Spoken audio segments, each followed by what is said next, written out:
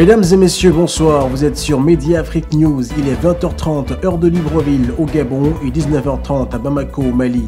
Bienvenue sur votre principale édition d'information, votre journal concocté par l'ensemble de la rédaction. Tout de suite, les titres.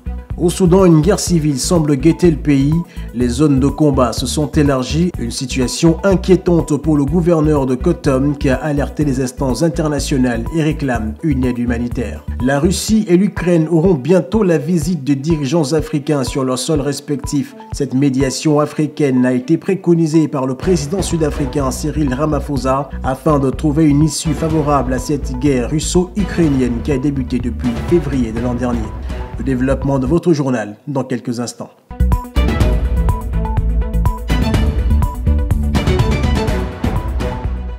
Nous débutons ce 20-30 avec le Soudan, alors que la guerre est entrée dans sa 8e semaine et que la 12e trêve provisoire a pris fin. Les combats se sont intensifiés à Khartoum. Les affrontements se sont donc accrus avec leur lot de victimes.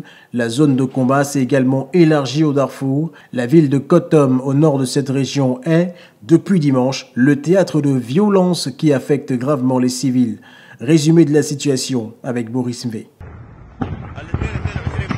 23 morts et une dizaine de blessés à Khartoum, bilan comptable provisoire selon le gouverneur régional. Les forces de soutien rapide ont investi la ville avec une logistique lourde pour les combats. Les paramilitaires ont exposé plusieurs soldats de l'armée régulière capturés. Ils affirment avoir le contrôle de Khartoum, des allégations que refute avec ardeur l'armée. Depuis quelques jours, le conflit s'est étendu. À Knouf, deuxième ville de la région du nord du Darfour, le gouverneur a pris position et condamne les exactions, les tueries et les pillages faits aux populations. Mini Minawi a une fois de plus réclamé l'envoi d'une aide humanitaire d'urgence pour éviter la famine qui guette cette région. Selon les responsables locaux, les affrontements ont touché le plus grand camp de réfugiés du nord du Darfour, à savoir celui de Kassab, qui accueille pas moins de 150 000 réfugiés. Aujourd'hui, plusieurs familles sont contraintes de rallier des villages voisins pour trouver refuge.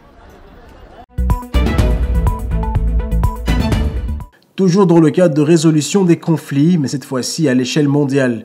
Et ça concerne la Russie et l'Ukraine, car à la mi-juin, une délégation de 6 présidents africains se rendra auprès des dirigeants russes et ukrainiens, Vladimir Poutine et Volodymyr Zelensky. La délégation ira en médiation pour un cessez-le-feu et une paix durable dans la région. La proposition a été faite par le président sud-africain Cyril Ramaphosa au cours d'une réunion virtuelle en début de semaine. Le développement de cette actualité concoctée avec les images de l'AFP. Les chefs d'État africains ont confirmé leur disponibilité pour aller en Ukraine et en Russie à la mi-juin. Les ministres des Affaires étrangères des 6 pays en question vont finaliser les éléments d'une feuille de route vers la paix, a confirmé Cyril Ramaphosa sans donner de date précise. Durant cette conférence de presse conjointe avec son homologue portugais, Marcelo Rebelo de Sousa, M. Ramaphosa a une nouvelle fois affirmé que les dirigeants concernés sont désormais à un stade où ils doivent pouvoir se rendre à Kiev et Moscou afin de débuter la médiation entre les deux pays en conflit. Qualifiée de chemin vers la paix, la mission africaine en Russie et en Ukraine aura aussi un autre objectif, selon le dirigeant sud-africain.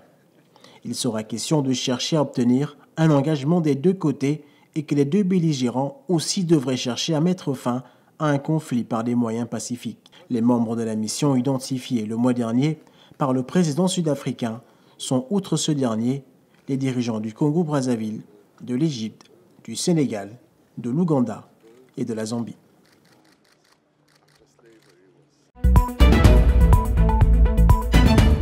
La politique dans ce journal avec la visite du Premier ministre gabonais en Côte d'Ivoire, un déplacement qui se fait en marge du 9e Africa CEO Forum. L'excellente coopération bilatérale entre le Gabon et la Côte d'Ivoire est marquée par plusieurs accords signés depuis 2014. En séjour en terre ivoirienne à l'occasion de la 9e édition de l'Africa CEO Forum, le chef du gouvernement gabonais Alain-Claude Bilibizé s'est entretenu avec le Premier ministre ivoirien Patrick Hachi afin de consolider les liens qui existent entre les deux nations. L'économie de ce reportage avec Geneviève Dehouno.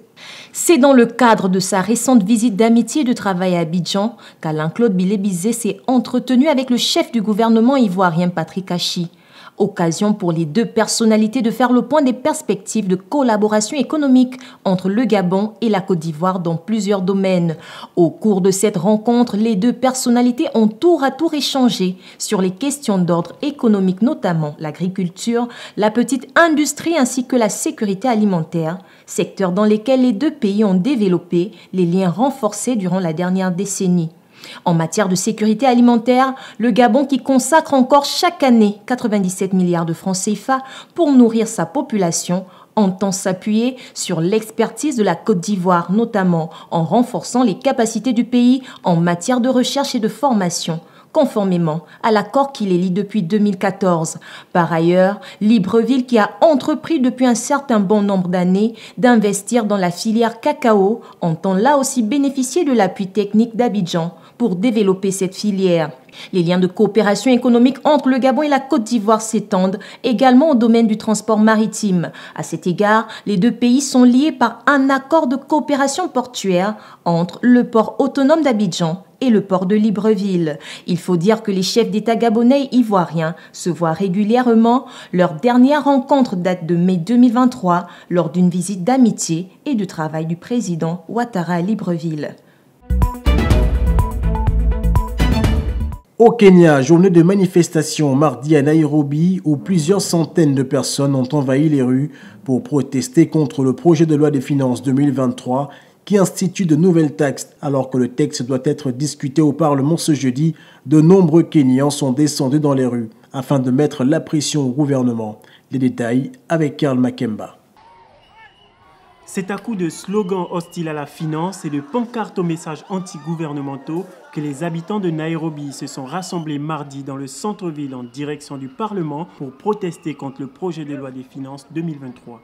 La police a fait usage de gaz lacrymogène pour disperser les manifestants très remontés. Le projet de loi qui sera discuté au Parlement à partir de jeudi prochain contient en effet plusieurs points litigieux, parmi lesquels une mesure visant à taxer l'eau numérique à hauteur de 15%. Les acteurs du secteur qui ne la partagent pas estiment pour leur part ne pas pouvoir vivre dignement de cette activité, à en croire cet animateur de production.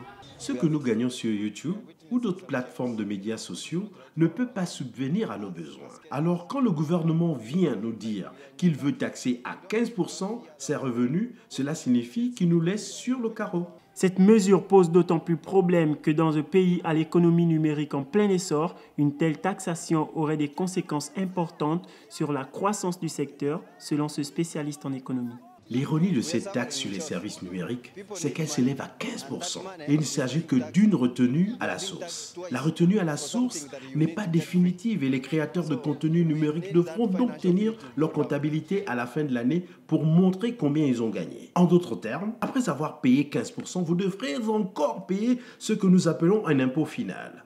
Avec ce projet de loi, l'État entend ainsi engranger plus de 2 milliards d'euros en augmentant également les taxes sur les produits de beauté ainsi que sur les carburants. Autre point de crispation qui touche directement au pouvoir d'achat des plus modestes dans un pays qui a connu une inflation de l'ordre de 8% au mois de mai et une contraction de la croissance qui se situait autour de 4,8% en 2022 contre 7,6% un an plus tôt.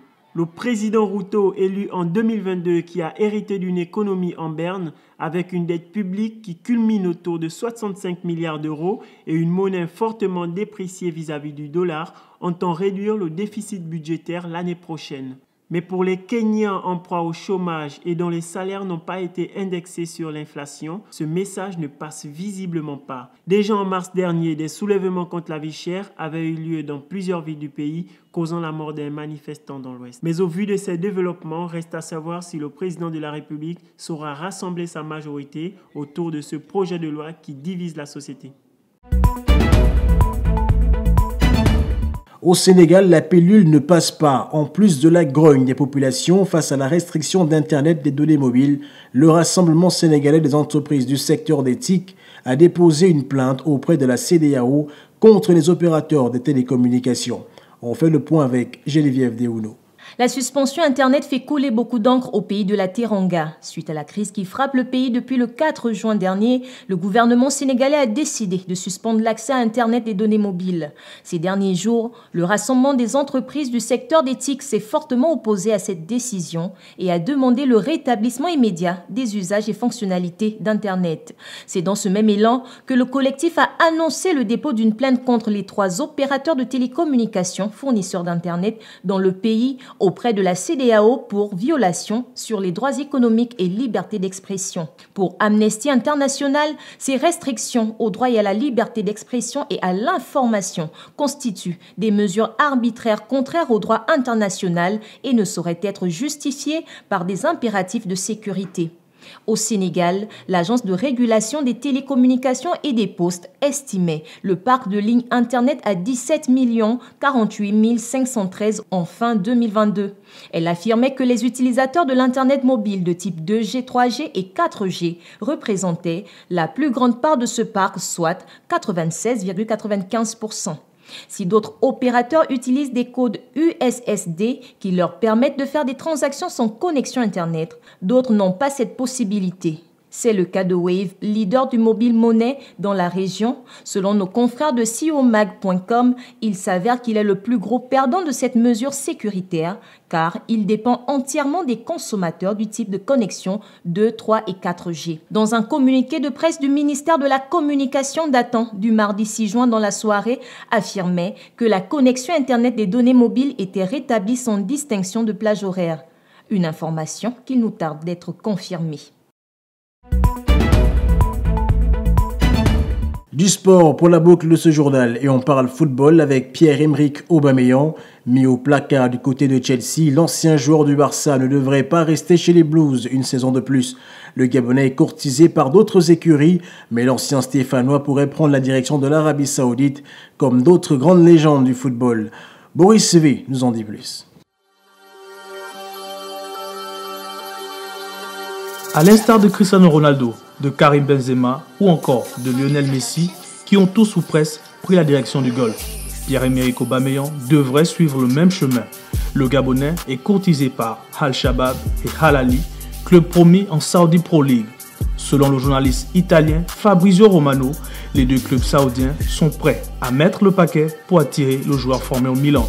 Même le très sérieux Daily Mail précise que Pierre-Emerick Aubameyang, qui n'entre pas dans les plans du coach Mauricio Pochettino, nouveau manager de Chelsea, ne restera plus à Stamford Bridge la saison prochaine. L'ancien Gunner va très bientôt s'asseoir sur la table des négociations avec le board de Chelsea pour discuter soit d'un transfert ou d'une résiliation de contrat. Ce qui fera du Gabonais un agent libre, une situation qui devrait lui permettre de rapidement trouver un point de chute, lui qui n'a disputé que 15 petits matchs et 1 but en Première Ligue. À 33 ans, l'actuel numéro 9 des Blues pourrait envisager d'autres destinations, mais la plus sérieuse des pistes viendrait du golf. Si Pierre-Emerick Aubameyang accepte de rejoindre l'Arabie Saoudite, il pourrait jouer avec ses compatriotes André Biogo Poko et Aaron Boupendza, mais aussi avoir pour adversaire des grands noms du football qui ont embrassé le projet saoudien comme Cristiano Ronaldo et Karim Benzema.